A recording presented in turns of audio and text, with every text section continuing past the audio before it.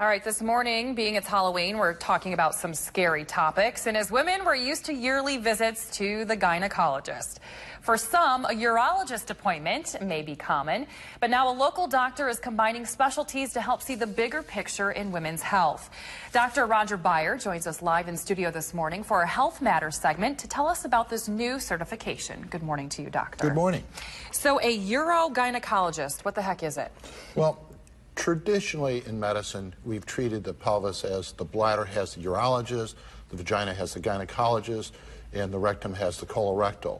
This is a specialty that incorporates all three of them.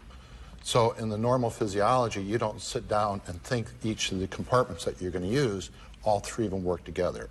So the traditional problem of just doing them separate, stuff gets missed that slides between them.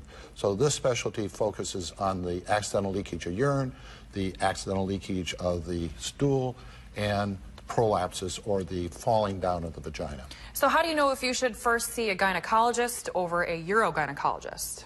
Well, most of the time the focus is the basic gynecologist will do evaluations and they refer, but the problem we've had with that is that a lot of women assume that these problems of the accidental leakage is just the normal part of aging, and it isn't.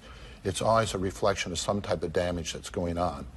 Now, this is the first time I've actually heard of a urogynecologist. How many of them are there? Well, overall in the whole country, there's probably just a little over 1,000. And in the state of Michigan, we're somewhere between 15 and 20.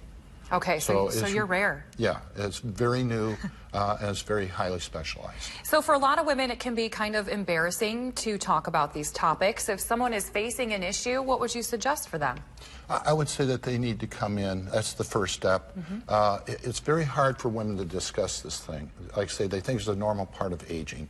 So you need to come in, you need to be evaluated. We'll look at all the aspects of the pelvic floor and then come up with suggestions on how to treat this. And I'm sure, doctor, you have many stories of women who have been treated and it's changed their entire life. Oh, amazingly. Yes, that's true. I mean, some of the issues that can involve the bladder, like interstitial cystitis, these are conditions that cause pain when you try to pee. It can get so bad that these patients don't even leave their home. The same thing with leakage of urine or stool. It's one thing to cover up the leakage of urine, it's another trying to do it with stool. So a lot of these patients will stay home. They'll disconnect from society. They won't be really living anymore. They'll be kind of existing. All right. So, doctor, if someone wants to get in touch with you, what should they do? They should call my office for an appointment. We also have monthly community talks that people can come to if they just want to discuss this as a first step. Okay. Dr. Beyer, thank you so much for joining us this morning. Well, thank you very much.